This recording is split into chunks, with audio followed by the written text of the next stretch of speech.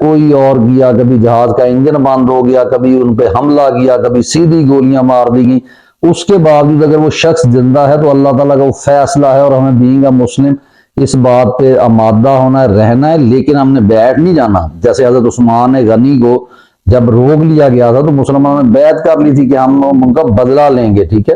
نبی کے ہاتھ پہ۔ تو اس لیے کوشش ہماری ضروری ہے، اس کے لیے آپ نے کھڑے ہونا ہے، آواز اٹھانی ہے، لیکن باقی زندگی موت جو ہے وہ اللہ تعالیٰ، اور اگر یہ کچھ کریں گے شاید ان کے وہم و گمان میں نہیں ہے کہ جو ان کے ساتھ ہوگا۔ اور پھر وہی بات جو میں انقلاب کی کر رہا ہوں، تو وہ انقلاب کیا ہے پاکستان میں جو آ چکا ہے؟ پاکستان میں ایک نظریاتی انقلاب آیا ہے جناب۔